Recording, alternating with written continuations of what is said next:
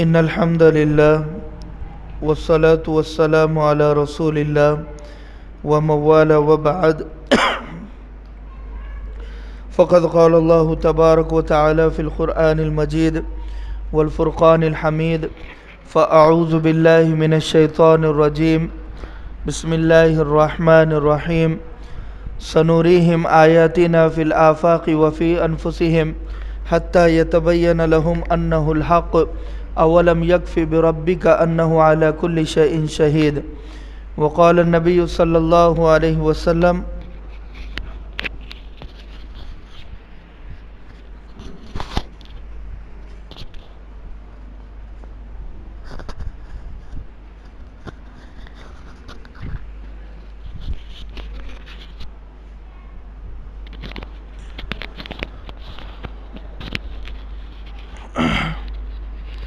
وقال النبي صلى الله عليه وسلم ما بين خلق آدم إلى قيام الساعة أمر أكبر من الدجال قال النبي صلى الله عليه وسلم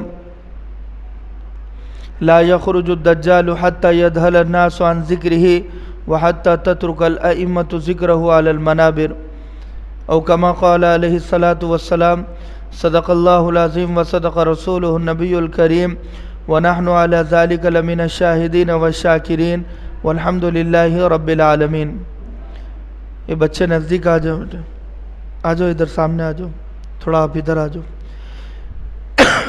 مجلس اگر ہم لگا دیں گے پبلک آ جائے گی انشاءاللہ۔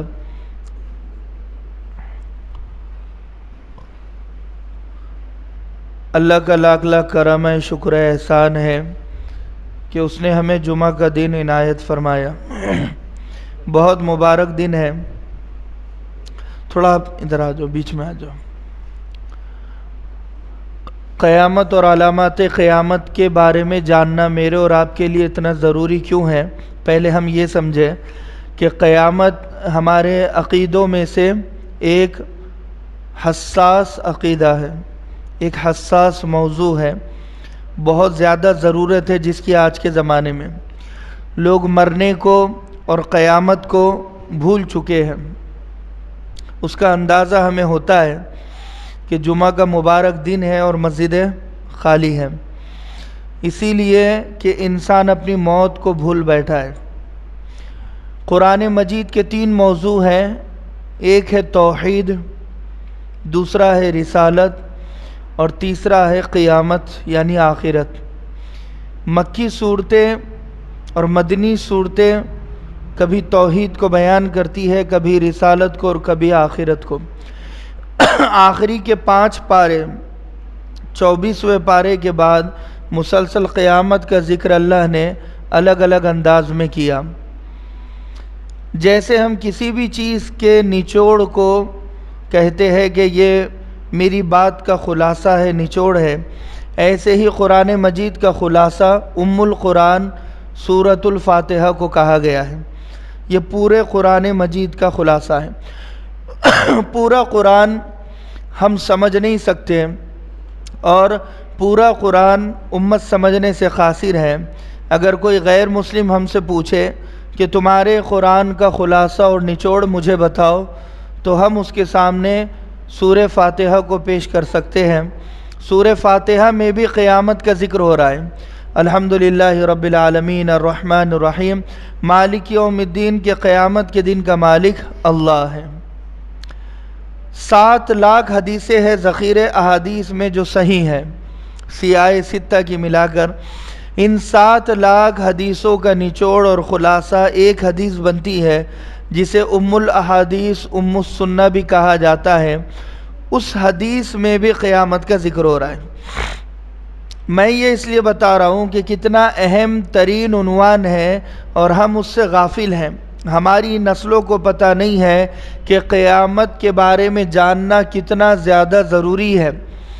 دنیاوی کاروبار میں پڑھ کر اور بیوی اور بچوں کے مسائل میں پڑھ کر ہم لوگ اپنے مرنے کو اور دنیا کی موت کو بھول بیٹھے۔ یہ قیامت آسمان کی موت، زمین کی موت، سورج، ستارے، سیاروں کی موت اور ہر خوبصورت منظر کو بگاڑنے کا نام قیامت ہے۔ زمین ٹکڑے ٹکڑے ہو جائے گی، اذا دکت الارض دکا دکا، اذا السماء انفطرت، آسمان یہ ٹوٹ پڑے گا، پھٹ پڑے گا، اذا الشمس کوورت، یہ جو سورج جس کی روشنی سے ہم پریشان ہوتے ہیں اور کبھی ہم فائدہ بھی اٹھاتے ہیں، جو شعلے پھینکتا ہے، یہ سورج بے نور ہوگا، والقمر، یہ چاند بے نور ہوگا جب اللہ تبارک و تعالی چاند کو بے نور کرے گا۔ تو سب کی موت ہے، سب کی موت کو قیامت کہا جاتا ہے۔ انہوں نے اپنی موت کو بھولا نہیں ہے، سورج اپنی موت کو نہیں بھولتا، چاند اپنی موت کو نہیں بھولتا، آسمان زمین اپنی موت کو نہیں بھولتے ہیں، انسان اپنی موت کو بھول جاتا ہے۔ اسی لیے تو گھر بنانے میں، کاروبار بنانے میں، عزت میں، شہرت میں، دولت میں لگا ہوا ہے، جھگڑوں میں، دشمنی میں لگا ہوا ہے، اپنی موت کو بھول کر۔ موت ہر دشمنی کو ختم کر دیتی ہے، موت ہر دوستی کو ختم کر دیتی ہے، موت ہر عزت کو ختم کر دیتی ہے، ہر شہرت کو ختم کر دیتی ہے، ہر مال و دولت کو ختم کرنے کا نام موت ہے۔ تو لہٰذا ام الاحادیث، ام السنہ حدیث جبریل کو کہا جاتا ہے۔ کیا حدیث ہے؟ مختصر خلاصہ میں پیش کروں گا۔ حضرت جبریل امین اللہ کے نبی صلی اللہ علیہ وسلم کے پاس انسانی شکل میں آئے اور گھٹنے سے گھٹنے ملا کر بیٹھ گئے۔ حالانکہ مجلس اللہ کے نبی کی لگی ہوئی ہے، آپ اور ہمارے درمیان میں کچھ فاصلہ ہے، مگر جب حضرت جبریل امین آئے، صحابہ نے دیکھا کہ ایک نیا شخص ہے جس کے بدن پر کوئی گرد و غبار نہیں ہے، اللہ کے نبی کے پاس آتا ہے، مجلس میں بیٹھتا ہے اور گھٹنے سے گھٹنے ملا کر بیٹھ گیا، اتنے قریب۔ اور اللہ کے نبی صلی اللہ علیہ وسلم لوگوں کے حال معلوم کرتے ہیں، تو یہ اللہ کے نبی صلی اللہ علیہ وسلم سے سوالات کر رہا ہے کہ مل ایمان، مل اسلام، مل احسان، مل اخلاص، ایمان کیا ہے، اسلام اور اخلاص اور احسان کیا ہے۔ اس کے بعد حضرت جبریل انسانی شکل میں جو آئے، ان سوالات کے بعد جو سوال تھا، متی الساعہ، قیامت کب آئے گی، اہم ترین سوال ہے۔ اللہ کے نبی صلی اللہ علیہ وسلم فرماتے ہیں مل مسئول عنہا بعالم من السائل، کہ سوال کرنے والا جتنا جانتا ہے میں بھی اتنا ہی جانتا ہوں، یعنی جبریل تمہیں جتنا پتا مجھے بھی اتنا ہی پتا ہے۔ قیامت کب آئے گی کوئی نہیں بتا سکتا، مگر قیامت کی نشانیوں کو دیکھ کر مد نظر رکھتے ہوئے ہم اندازہ لگا سکتے ہیں کہ قیامت ہم سے کتنا قریب ہے۔ مگر جب بھی قرآن میں ذکر قیامت کا آیا تو قریب کا ذکر ہے، بلکہ عنقریب کا ذکر ہے، قیامت عنقریب ہے، آ گئی، یہ بھی ذکر اللہ تبارک و تعالی نے کیا۔ الیہ یرد علم الساعہ یسألونک عن الساعۃ ایان مرساہا قل انما علمها عند ربی لا یجلیہا لوقتہا الا ہو۔ آپ الی ربک منتہاہا، جب آپ سے یہ پوچھے قیامت کے بارے میں، فوراً آپ بتا دیجئے کہ اس کا علم اللہ تبارک و تعالی کو ہے، مگر نشانیاں ہم تمہیں بتاتے ہیں، یہ نشانیوں کو دیکھو اور سمجھو کہ قیامت کتنی قریب ہے۔ بخار کا پتہ بخار کی نشانیوں کو دیکھ کر لگتا ہے، سر درد کا پتہ اس کی نشانیوں کو دیکھ کر لگتا ہے، خوشی اور غم کا پتہ نشانیوں کو دیکھ کر لگتا ہے، قیامت کا پتہ نشانیوں کو دیکھ کر لگے گا۔ اگر ہم نشانیوں کے بارے میں جاننا چاہے تو قیامت کی دو نشانیاں ہیں، علامت صغریٰ، علامت کبریٰ، ایک چھوٹی نشانیاں، ایک بڑی نشانیاں۔ ہماری نظر ہو چھوٹی نشانیوں پر بھی اور بڑی نشانیوں پر بھی۔ ہم اس زمانے میں رہ رہے ہیں کہ کئی نشانیاں پوری ہو چکی ہیں، مسلمانوں کو پتہ ہی نہیں چلتا۔ میں بھی یہاں پر مسجد میں تقریباً غالباً 12:45 سے آیا ہوا ہوں، امام صاحب بھی مجبور ہے کہ پبلک آ نہیں رہی ہے، میں بیٹھ کر اپنا بیان میں نے لیٹ شروع کیا، میں مجبور ہوں، عنوان اتنا بڑا ہے، طویل ہے، مگر امت سننا نہیں چاہتی، لوگ سننا نہیں چاہتے۔ تعجب کی بات ہے، اللہ کے نبی صلی اللہ علیہ وسلم کے زمانے میں اللہ کے نبی ممبر پر آئے اور قیامت کے بارے میں بتایا۔ حضرت ابو ہریرہ اس حدیث کے راوی ہے، حضرت نواس ابن سمعان، حضرت عمر بن خطاب، یہ تمام اس حدیث کو روایت کرتے اور فرماتے اللہ کے نبی جب آئے تو قیامت کے بارے میں بتایا ہمیں ظہر تک، پھر ظہر کی اذان و نماز ہوئی، اس کے بعد آپ نے عصر تک بتایا، عصر کی اذان نماز ہوئی، اس کے بعد آپ نے مغرب تک بتایا۔ ہم سوچ سکتے ہیں اللہ کے نبی صلی اللہ علیہ وسلم کا بیان ہو رہا ہے اور اللہ کے نبی صلی اللہ علیہ وسلم قیامت کے بارے میں ایک ہی ٹاپک کے بارے میں بتا رہے ہیں، وہ فجر سے لے کر حتی اذا غربت الشمس، یہاں تک کہ سورج غروب ہونے تک ایک ہی خطبے میں آپ نے قیامت کے بارے میں بتایا۔ اور صحابہ کی سسکیاں نکل رہی ہے، صحابہ رو رہے ہیں، صحابہ پریشان ہیں، آنکھوں سے آنسو جاری ہے۔ اللہ کے نبی قیامت کا منظر بیان کر رہے ہیں، اللہ کے نبی رو رہے ہیں۔ کتنی اہمیت سے بیان کیا، کتنا اہم ترین ٹاپک ہے کہ میں آیا ہوں آدھا گھنٹہ میں زیادہ سے زیادہ بیان کروں گا یا پون گھنٹہ۔ اللہ کے نبی صلی اللہ علیہ وسلم فجر سے ظہر، ظہر سے عصر، عصر سے مغرب، سوچئے غالباً آپ نے 8 سے 9 گھنٹے بیان کیا ہے اور پورے احساسات کے ساتھ بیان کیا ہے، اور پبلک سننے کے لیے تیار ہے۔ صحابہ اکرام کی مقدس جماعت ہے، صحابہ ہٹے نہیں، ہلے نہیں ہے۔ اللہ کے نبی صلی اللہ علیہ وسلم کو اہمیت دی ہے، قیامت کو اہمیت دی ہے۔ ہم دین کو اہمیت دینے کے لیے تیار نہیں ہیں۔ مساجد کو، مدارس کو، ائمہ کو، مؤذنین کو، علماء کو، حفاظ کو، قرآن کو ہم اہمیت دینے کے لیے تیار نہیں ہیں۔ ہمارے لیے زیادہ ضروری ہمارا کاروبار، بیوی، بچے اور میری اپنی زندگی، میری اپنی پرسنل لائف۔ مجھے مت بتاؤ کہ کیا ہو رہا ہے کشمیر میں، فلسطین میں، قیامت کی نشانیوں کے بارے میں مجھے مت بتاؤ۔ اللہ کے نبی کے زمانے میں کفار اور مشرکین قرآن سنائی نہ دے، اسی لیے کانوں میں انگلیاں ڈال دیا کرتے تھے، کپڑا ڈال دیا کرتے تھے۔ آج ہمارے زمانے میں ہیڈ فون ہم ڈال رہے ہیں، وائرلیس ہیڈ فون ہے، مسجد میں لے کر آگئے، گھروں پر ہیڈ فون، جہاں جا رہے ہیڈ فون ہمیں نظر آ رہا ہے۔ اسی لیے اتنے غافل نہ ہو، اتنے غافل نہ ہو کہ ہم مر جائے اور ہمیں پتہ نہ چلے کہ ہم نے کیا کیا، دنیا میں کیوں بھیجا تھا ہمیں، کیوں تمہیں 10-20 سال ہم نے عمر دی، اشرف المخلوقات بنایا۔ ایک کتا اپنے مقصد کو نہیں بھولتا، ایک جانور اپنے مقصد کو نہیں بھولتا، ہم اپنے مقصد کو کیسے بھول گئے؟ تو لہٰذا ام الاحادیث، ام القرآن میں بھی ذکر ہو رہا ہے اور خطبے میں بھی اللہ کے نبی صلی اللہ علیہ وسلم نے ذکر کیا۔ اس کا مطلب قیامت بہت زیادہ ضروری ہے، اس کے بارے میں مجھے اور آپ کو جاننا ضروری ہے۔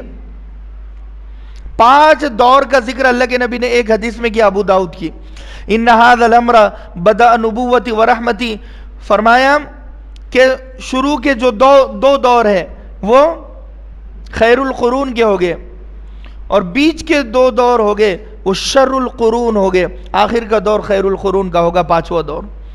پہلا دور بدأ نبوتی ورحمتی، دور نبوی یعنی نبوت کا دور۔ اللہ کے نبی صلی اللہ علیہ وسلم، امت پر ایک زمانہ آیا کہ اللہ کے نبی کی مبارک ہستی نے اس زمین پر قدم رکھے اور آسمان اور زمین نے دیکھا اللہ کے نبی صلی اللہ علیہ وسلم کو، تو لہٰذا وہ جو دور نبوی ہے وہ خیر القرون وہ گزر گیا امت پہ۔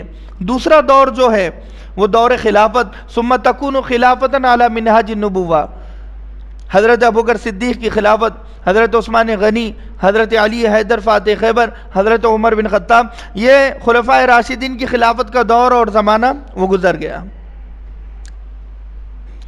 پھر آتے ثم تکون ملکا عازا، بادشاہی دور تیسرا دور ہوگا۔ ہم نے مغلوں کا دور دیکھا، بادشاہوں کا دور دیکھا، جس کی لاٹھی اور اس کی بھینس والا معاملہ تھا۔ کچھ بادشاہ اچھے گزرے، کچھ برے گزرے، کچھ دیندار گزرے، کچھ دنیا دار گزرے، کسی نے دینداری کی نشانی چھوڑی، کسی نے دنیا داری کی نشانی چھوڑی۔ وہ بادشاہی دور ہم نے دیکھا جو نسلوں تک چلا، کہ بادشاہ کا بیٹا بادشاہ، بادشاہ کا بیٹا بادشاہ، اور حکومت انہوں نے کی۔ یہ جو دور ہے شر القرون ہے، تیسرا دور بادشاہی دور۔ اور چوتھا دور ثم تکون ملکا جبریتا، ظلم و جبریت کا دور، ہر جگہ ظلم ہی ظلم ہوگا، ظالم کی چلے گی۔ آج ہر گھر میں ظالم ہے، آج ہر محلے میں ظالم ہے، ہر شہر ظالم لوگوں سے بھرا ہوا ہے۔ کہیں پر ساس ظالم بنی ہوئی، کہیں پر سسر ظالم بنا ہوا، کہیں پر بیوی ظالم بنی ہوئی، کہیں پر شوہر ظالم بنا ہوا، کہیں پر ماں باپ ظالم بنے ہوئے، کہیں پر بیٹے بیٹیاں ظالم بنی ہوئی، کہیں پر مسلمان ظالم، کہیں پر ہندو ظالم، کہیں پر سکھ اور عیسائی ظالم. ظلم ہی ظلم، ظلم ہی ظلم ہے.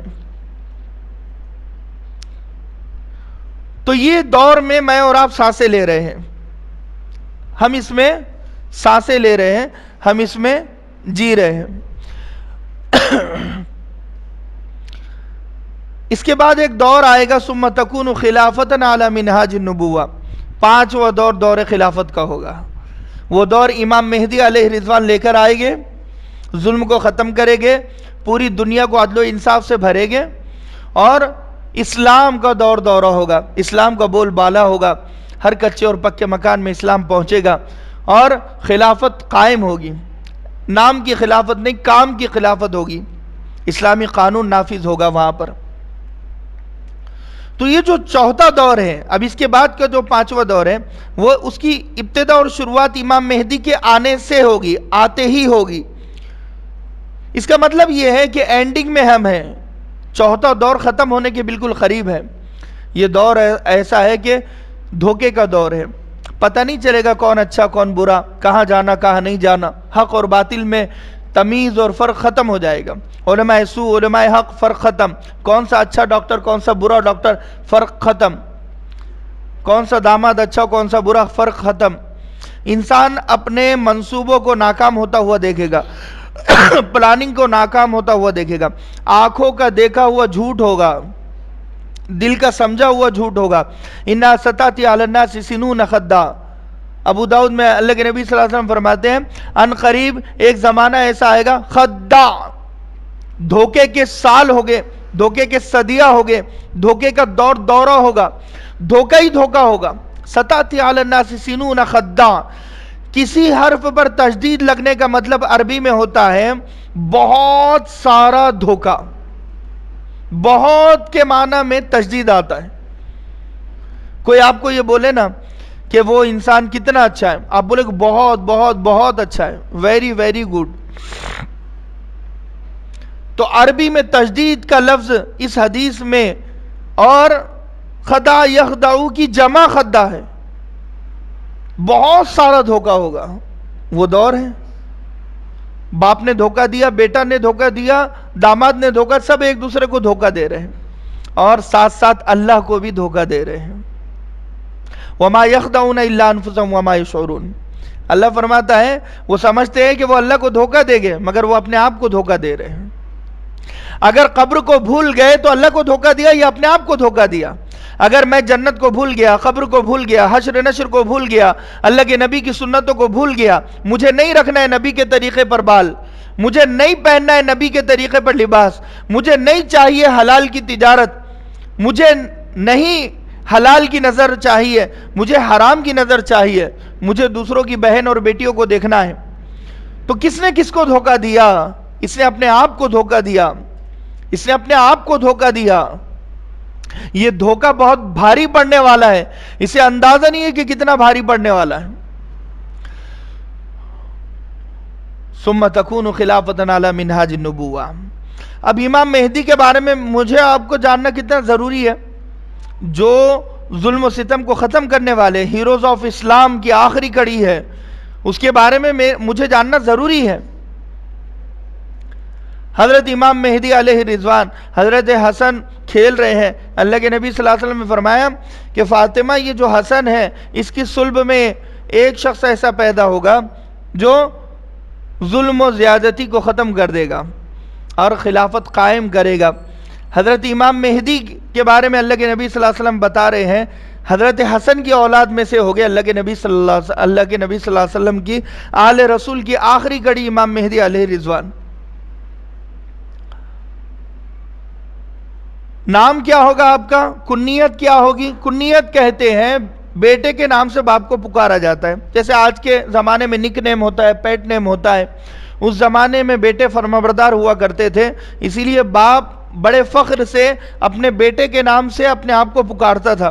بیٹے کا نام اگر عبداللہ ہوگا تو ابو عبداللہ، بیٹے کا نام دانیال ہوگا تو ابو دانیال، اگر بیٹے کا نام ابراہیم ہوگا تو ابو ابراہیم، اگر بیٹے کا نام اسماعیل ہوگا تو ابو اسماعیل، یعنی اسماعیل کا باپ، ابراہیم کا باپ، دانیال کا باپ، عبداللہ کا باپ. یہ کنیت اسے کہتے ہیں کہ باپ اپنے بیٹے کے نام سے اپنے آپ کو لوگوں میں انٹروڈیوس کرا رہا ہے، تعارف کرا رہا ہے کہ بیٹے کی حرکتیں بہت اچھی ہوا کرتی تھی. آج کے زمانے میں باپ اپنے بیٹے کو سگریٹ پیتا ہوا دیکھ کر انکار کر دیتا کہ یہ میرا بیٹا ہو ہی نہیں سکتا. بیٹوں کے اور بیٹیوں کی حرکتیں ویسی ہو چکی ہے کہ ماں باپ نظر چراتے ہیں کہ یہ میرا بیٹا ہے.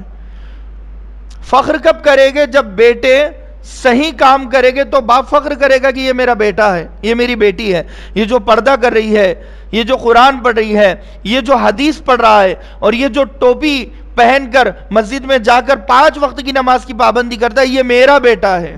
یہ جو قرآن کا حافظ ہے یہ میرا بیٹا ہے، یہ جو عالم ہے یہ میرا بیٹا ہے، یہ جو نماز پڑھا رہا ہے یہ میرا بیٹا ہے. جب ایسا کام کرے گے بیٹے اور بیٹیاں تو کیوں فخر کوئی نہیں کرے گا؟ بالکل فخر کرے گا. فخریہ طور پر ماں باپ کہے گے یہ میرا بیٹا ہے. وہ کنیت کا زمانہ ختم ہو گیا، کیونکہ بیٹے بیٹیاں ویسے نہیں ہیں تو کنیت آج کے زمانے میں ختم ہو گئی. لیکن عرب میں آج بھی وہ ماحول ہے، اسی لیے آپ کی کنیت ابو عبداللہ ہوگی کیونکہ آپ کے فرزند کا نام عبداللہ ہوگا. اللہ کے نبی صلی اللہ علیہ وسلم فرماتے یواتی اسمہ بھی اسمی یواتی اسم ابیہ بھی اسمی، فرمایا کہ امام مہدی کے والد کا نام میرے والد پر اور امام مہدی کا نام میرے نام پر، یعنی آپ کا نام محمد بن عبداللہ ہوگا. ابو عبداللہ، محمد بن عبداللہ، یہ پورا ایک نام آپ کا ہوا. 4 لقب آپ کے ہیں: المہدی، الجابر، الہاشمی، المدنی. المہدی کیوں کہا جاتا ہے؟ کہ جو اللہ کی طرف سے ہدایت خاص لے کر آئے، یعنی ایسے ماحول، ایسا ماحول کریٹ کرے، بنائے، اور ایسی ہدایت کے لمحات وہ لے کر آئے کہ امت کثیر تعداد میں ہدایت پر آ جائے. اسے کہتے ہیں مہدی، جو خود ہدایت خاص پر بھی ہو اور امت کو ہدایت خاص پر جمع بھی کر دے. یہ المہدی. الجابر دوسرا لقب ہوگا. الذی یجبر امہ، فرمایا ہے کہ جابر کے معنی ہوتے ہیں بہت زیادہ دلیر، سخت، اور جس میں لیڈرشپ کوالٹی ہوتی ہے. جابر اسے کہتے ہیں جو دشمنوں کے لیے سخت ہوتا ہے. حضرت امام مہدی دشمنوں کے لیے بہت سخت ثابت ہو گئے. اور جابر اس لیے بھی کہا جائے الذی یجبر امہ، جو دین اور اسلام کے معاملے میں قائم اور دائم اور سخت ہو گئے، یعنی فیصلہ کن آپ کی بات ہوگی. فرمایا ہے کہ حتیٰ اذا قامت، حضرت عمر بن خطاب کے بارے میں مثال دی ہے نا کہ حضرت عمر بن خطاب رضی اللہ عنہ دین پر قائم دائم ہو چکے تھے، دین کو ثابت کر دیا تھا، یعنی اس قدر سخت ہو گئے آپ دین کے معاملے میں. الذی یجبر امہ، کے دین کو قائم کر دے گے، خلافت کو قائم کر دے گے. الہاشمی اس لیے کہا جاتا ہے کہ قبیل بنو ہاشم سے تعلق ہوگا اور اللہ کے نبی صلی اللہ علیہ وسلم کے ہاشمی خاندان سے آپ کا تعلق ہوگا. المدنی اس لیے کہا جاتا ہے کہ مدینۃ المنورہ میں آپ پیدا ہوگے. القرآن الکریم آج کے زمانے میں اس بستی کا نام ہے، اس بستی میں آپ کی پیدائش ہوگی. الانتصار ایک کتاب ہے، اس کتاب کے مطابق حضرت امام مہدی علیہ رضوان مدینۃ المنورہ میں الکریم بستی میں پیدا ہوگے، اسی لیے آپ کو مدنی کہا جاتا ہے. جب جو جہاں کا پیدا ہوتا ہے، جہاں سے بلونگ کرتا ہے، وہ شہر کا نام اپنے نام کے آگے لگاتا ہے. جیسے کوئی لگاتا ہے ناندیڑی، ناندیڑ کر، جیسا ہندی میں ہوتا ہے بھوکر کر، ناندیڑ کر ہوتا ہے.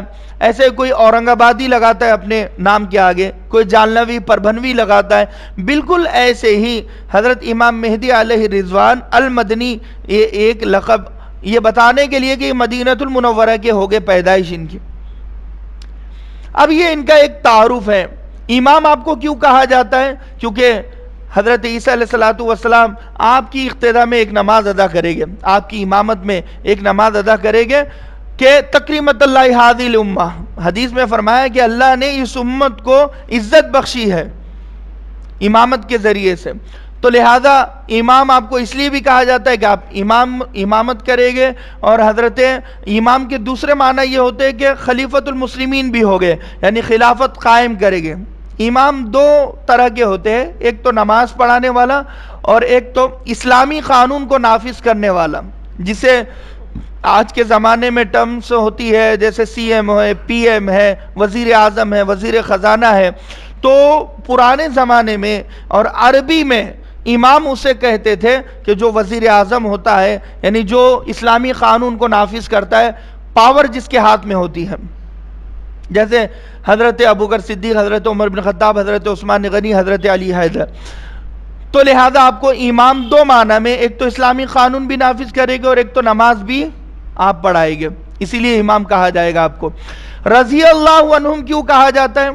کسی بھی شخص کے آگے رضی اللہ عنہم لگنے کے تین کنڈیشن ہیں، تین شرائط ہیں، اس کے علاوہ کسی اور شخص کے آگے نام پر رضی اللہ عنہم نہیں لگے گا۔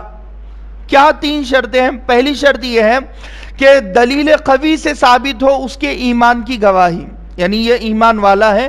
دلیل قوی یعنی پاورفل طریقے سے، پاورفل راستے سے کوئی یہ بتا دے کہ یہ ایمان والا ہے۔ اللہ کے نبی صلی اللہ علیہ وسلم نے زبان نبوت سے حضرت امام مہدی علیہ رضوان کے ایمان کی گواہی دی ہے۔ کون گواہ بنے ہیں؟ اللہ کے نبی صلی اللہ علیہ وسلم۔ یہ دلیل قوی ہے، پاورفل دلیل ہے، اس سے زیادہ پاورفل دلیل ہو نہیں سکتی۔ دوسری دلیل یہ ہے کہ دلیل قوی سے ایمان پر زندگی ثابت ہو، اور تیسری کنڈیشن یہ ہے کہ دلیل قوی سے ایمان پر موت ثابت ہو۔ اور امام مہدی علیہ رضوان پر یہ تینوں باتیں سوٹ ہوتی ہے۔ پہلی بات اس لیے کہ ایمان پر گواہی نبی کے زبان نبوت سے ثابت ہو گئی، ایمان پر زندگی بھی نبی کے زبان نبوت سے ثابت ہو گئی، اور ایمان پر موت بھی نبی کی زبان نبوت سے ثابت ہو گئی۔ اللہ کے نبی صلی اللہ علیہ وسلم نے یہاں تک بتایا کہ حضرت امام مہدی علیہ رضوان کا انتقال کہاں ہوگا، اور مسلمان ان کی نماز جنازہ پڑھیں گے۔ فیصلی علیہ المسلمون فیدفنونہ ببیت المقدس، کہ حضرت امام مہدی علیہ رضوان کی نماز جنازہ مسلمان پڑھیں گے اور بیت المقدس میں آپ کی تدفین ہوگی، اس لیے آپ کو رضی اللہ عنہ کہا جاتا ہے۔ بات سمجھ میں آئی؟ ہر قرآن اور حدیث کے حساب سے اگر ہم دیکھے جائے تو 4 درجے ہیں۔ پہلا درجہ ہوتا ہے کہ اولئک الذین انعم اللہ علیہم من النبیین وصدیقین، دوسرا درجہ، تیسرا درجہ شہداء، چوتھا درجہ صالحین۔ تو یہ 4 درجے میں سے کون سے درجے پر امام مہدی کون سے لیول کے ہو گئے؟ اگر ہمیں یہ سمجھنا ہے، امام مہدی نبی نہیں ہو گئے، اس کے بعد کا جو درجہ ہے اولئک الذین انعم اللہ علیہم من النبیین وصدیقین، صحابہ خاص ہیں۔ اب صحابہ کے درجے پر کوئی بھی اس زمانے میں نمازوں پر محنت کر کے یا دین پر یا عبادتوں پر محنت کر کے صحابہ کے درجے پر کوئی پہنچ نہیں سکتا، چاہے وہ پیدائش سے لے کر موت تک سر سجدے میں اپنا رکھ دے، عبادتوں میں گزار دیں، ایک لمحہ بھی اگر نافرمانی نہ کریں، صحابہ کی پیر کی دھول کی ایک مٹی کے برابر بھی وہ پہنچ نہیں سکتا۔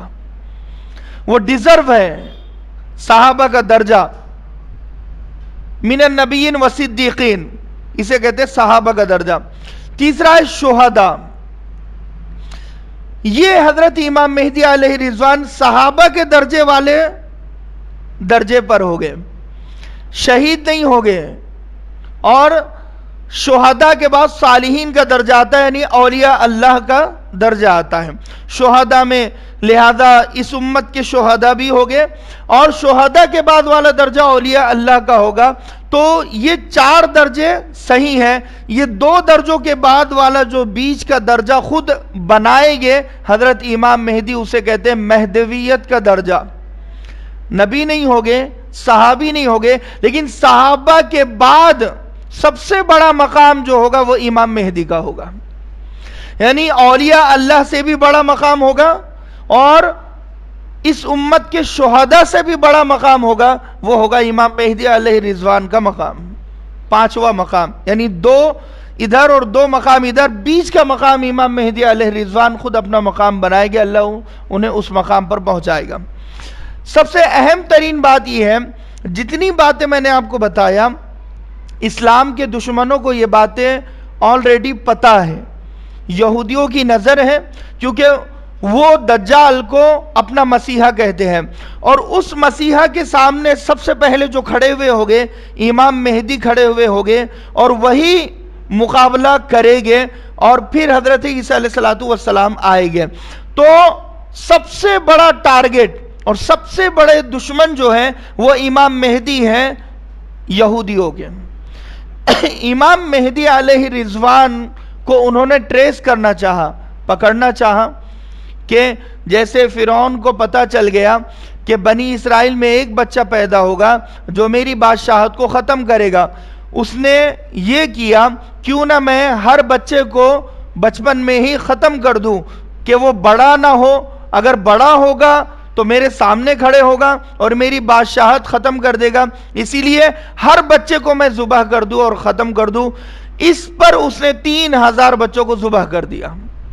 جب بھی کوئی ماں حمل سے ہوتی، بنی اسرائیل کی فوج گھومتی اور وہ فوج جاتی اور اس خاتون کا وضع حمل ہو جاتا تو اس بچے کو ذبح کر دیتی، وضع حمل نہ ہوتا تو اس خاتون کو ہی ذبح کر دیا جاتا۔ تو لہٰذا یہ سب ہوا اس لیے کہ تاکہ فرعون کے سامنے کوئی کھڑے نہ ہو۔ یہی طریقہ یہودی بھی اپناتے ہیں کہ امام مہدی کو بڑا ہونے ہی نہ دیا جائے، بچپن میں ہی ختم کر دیا جائے۔ اللہ تبارک و تعالی نے امام مہدی کے دشمن بہت زیادہ ہو گئے پتا تھا، اسی لیے حفاظت کے 2 طریقے دیے۔ پہلا طریقہ آپ کے نام کو حفاظت کا ذریعہ بنایا۔ نام آپ کا محمد بن عبداللہ کامن نام ہے، یہ نام عرب میں ہر چھوٹے بڑے بچے کا ہوتا ہے، محمد نام ہر ایک کا ہوتا ہے، عبداللہ بھی ہوتا ہے، محمد بن عبداللہ ہزاروں لاکھوں بچے عرب کنٹریز میں پائے جاتے ہیں۔ ان بچوں میں سے امام مہدی ایگزٹ کون ہوگے یہ پتہ لگانا، یہ ٹریس کرنا بڑا مشکل ہے۔ دوسری چیز یہ ہے کہ المہدی منا من اہل البیت یصلح اللہ فی لیلتین، اللہ کے نبی صلی اللہ علیہ وسلم نے فرمایا کہ مہدی اہل بیت میں سے ہوگے، اللہ ایک رات میں مہدیویت کے مقام پر انہیں پہنچائے گا۔ اس رات سے پہلے خود حضرت امام مہدی کو بھی پتہ نہیں ہوگا کہ میں امام مہدی ہوں اور اللہ مجھ سے کام لے گا۔ وہ خود اپنے آپ کو کامن مین سمجھیں گے، ایک عام آدمی سمجھیں گے، وہ اپنے آپ کو محمد بن عبداللہ بول کر انٹروڈیوس کریں گے، لوگوں سے تعارف کریں گے۔ 40 سال کی ایک پوری زندگی وہ گزار دیں گے، 40ویں سال میں اچانک ایک رات میں انہیں اس مقام پر پہنچایا جائے گا۔ جب خود حضرت امام مہدی کو بھی پتہ نہیں ہوگا کہ میں امام مہدی ہوں اور مجھ سے اللہ کام لینے والا ہے، تو آج کے جو لوگ جنہوں نے خود اعلان کیا کہ میں مہدی ہوں، خود ان کا اعلان کرنا ہی اس بات کی علامت ہے کہ وہ جھوٹے ہیں۔ بات سمجھ میں آئی؟ کیونکہ امام مہدی علیہ رضوان کو علماء پہچانیں گے، دانشوران پہچانیں گے، وہ خود اعلان نہیں کریں گے، وہ آخر میں اعلان کریں گے انشاءاللہ۔